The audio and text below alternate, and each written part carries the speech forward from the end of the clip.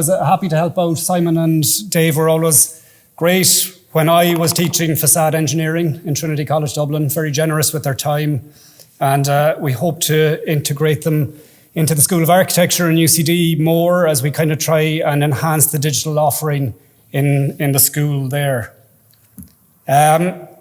So just to plug what I'm up to in the first place, if you don't mind, I'm founder and program director of a new MSc in Architecture, Urbanism and Climate Action that we run out of the School of Architecture in UCD. It's in its third year now, and it's been a very successful program, I hope. So if anybody's interested, reach out and make contact. We'd love to have you on board. And I'm also the lead academic of the Building in a Climate Emergency research group with a great team of researchers, postdocs and PhDs who are working with us and working with simulation softwares to a large extent. We have a wide range of projects funded by we have 4 projects funded by the Sustainable Energy Authority of Ireland, projects, H2020 projects, EPA projects, and this project, which I'll talk about a lot tonight, which is a project we did for the Irish Green Building Council recently, which was to quantify the whole life carbon of the built environment in Ireland. And I think that kind of sets the scene or gives us reason to consider simulation in greater detail. In our research work, we do a wide range of simulation. With softwares, none of which are as friendly to use as Fenestra Pro, I must say, but offer a wide range of facilities for us, such as structural analysis, heat transfer analysis, hygrothermal analysis, where we work with moisture in traditional buildings. We do a lot of life cycle analysis using Revit and Tally. We use a wide range of software tools, very much integrated into the research offering, our research projects that we do. Today, I suppose I just want to talk about, or I thought I'd set the scene and talk about why we do need to simulate, or why we need to simulate an awful lot more than what we do at the moment. And I think the major reason for it is because operational carbon from buildings remains the most significant part of building-related carbon emissions. In this study that I referenced that we did for the Irish Green Building Council, what we did is essentially we amalgamated carbon emissions from across all the sectors that are quantified by the IPCC globally and by the EPA locally. We gathered all of the ones that are related to the built environment in Ireland and amalgamated those together and figured out that the built environment is related to 37% of our greenhouse gas emissions year on year. So it's as big as any other sector. It's the same size as the agricultural sector that gets so much attention in Ireland today. And when we break that down, although there's a huge amount of focus on embodied carbon today, anybody working in construction fields will know that attention that's been put on cement, concrete, steel, etc., and the move towards kind of bio-based materials. And it's getting a lot of traction, that discussion on embodied carbon. But really, the majority of energy remains in the operational carbon, the running of our buildings year on year. It's distributed 2/3 to 1/3 operation to embodied. So that's really where we can make real impact and make real reductions. But we need to simulate, and I think simulation is a key part in that process to reduce operational carbon. One, we need to simulate because we can't reduce without knowing the sources of the inefficiencies in our buildings. There's a big rush to retrofit at the moment without really even understanding why the buildings are performing so poorly. It's only with simulation or experimental testing, which is a lot more arduous, a lot more difficult, that we can really gain that knowledge and make the right decisions. And we can't succeed without knowing if the proposed solutions are really going to work. It's another reason we need to simulate. We're making a lot of decisions using a lot of materials today without really knowing are we following the right strategies to improve our building performance. And you'll all have seen these kind of converging diagrams, some horizontal, some vertical, that kind of look towards a net zero future by 2050 or beyond. And a key part of all of those is the reduction in energy in our buildings. In this one by the IEA, it's like 50% of existing buildings retrofitted to zero carbon ready levels by 2040, with a reduction of 5 gigatons of carbon dioxide globally. It's a huge task. Even in Ireland, when we look at our sectoral ceiling targets from the Climate Change Advisory Commission this year, buildings are an essential part of it. Reduction of energy in commercial buildings by 45% and in residential buildings by 40% in a very, very short time horizon by 2030, within a 7-year period. It's a huge undertaking. We're not going to manage it if we don't really upskill and upgrade our knowledge of how buildings work and operate. We need simulation tools to do that. There's a massive rush to retrofit at the moment. This is coming from where we are today and the amount of retrofit we're doing today to what we need to be doing by 2030 to reach these targets. It's a huge amount of retrofit. It's going to be a huge amount of materials. If we don't understand why we're doing it or the solutions that we're using and what end results they're going to have, we're going to end up retrofitting these retrofits again within 10 years' time in an effort to kind of reduce their operational carbon again. Looking again to the whole life carbon study that I showed initially, and this is for the residential sector, at the way we're going at the moment this year, 7 years out from 2030, we're going to miss those targets by a huge amount. 86% above target is what we estimate based on current retrofitting levels and current success rates of retrofits.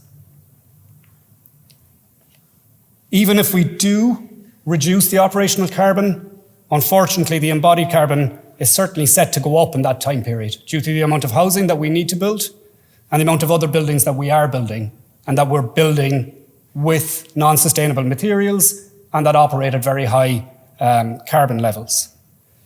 We estimate that to get to target, we have to retrofit 60% of below B-rated stock of buildings in the country, and we have to change our energy system to 100% renewable energy / nuclear in a very short space of time. So it's a massive undertaking. And to get it right, we really need to better understand buildings. We need to simulate. It's got to be a key part of what we do going forward. And we need to do that before we retrofit. The methods that we have at the moment are inadequate.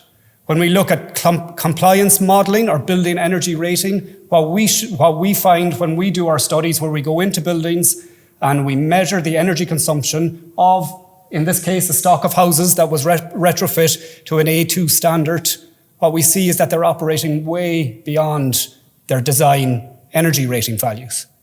And that's for reasons, a wide range of reasons, but many of them things that could have been solved using simulation. Things like matching heat pumps to emitter sizes, properly understanding detailing around windows, doors, floors, etc. All of that kind of thermal bridging undermined the performance of these buildings. Only this morning I was watching a webinar by the LETI organisation in London, who are a really good body, the Low Energy Transformation Initiative, and they had a webinar on operational carbon, and it's well recognised across Ireland, across the UK, across Europe, that compliance modelling underestimates energy consumption. We need a more sophisticated method of analysing energy consumption in buildings. They recommend, this is the concluding slide of their webinar, that performance energy modelling must be carried out. That compliance modelling based on 2021 regs cannot be used, as this does not provide a robust estimate. So we really need to get smarter with how we're developing our understanding of buildings, how we're forming that evidence base. Because retrofit, it's going to be a huge undertaking. It's going to cost a lot of carbon emissions to carry out this retrofit. It's not only the fabric retrofit of 500,000 buildings in Ireland, which is a quarter of our housing stock in the first place, but also the addition of over 600,000 heat pumps by 2030. Each one of these heat pumps has the embodied carbon of a small car. If we're adding these, we have to know that they're going to work. And at the moment, what we're showing in our research is that they're not. They're not working at the levels that the manufacturers are claiming that they're not. The red dots here is the operational curve for different temperature ranges, and that's the coefficient of performance on the y-axis. So it should be operating along the red line or above. And what we see in the majority of cases that we analyse is that they're operating much lower performance, primarily due to things like mismatching systems with emitter sizes, heat pumps going into cycling loops, things like that. All of these things could be sorted by better simulation. What we're also seeing in other work that we're doing is that the retrofitting work that we're doing, or even the low energy buildings, the NZ buildings that we're designing, are not performing nearly at the performance level that they should be. And again, these things can be pre-investigated using simulation if we take the time to do so, and we've defined the strategy based on those results or based on the evidence that simulation shows us. What we're seeing is, in a lot of cases, this is a selection of buildings that we looked at. All the yellow highlighted ones are U values or thermal resistance values for building fabrics that are, in some cases, are 2 and 3 times higher than the predicted or theoretical performance achievement or designed for U value. So I suppose I do get kind of hung up on this idea that we need to move beyond compliance modelling. We need to move away from the standard methods of building rating, because they're also leading us to make a lot of wrong decisions when it comes to retrofit and even when it comes to new build.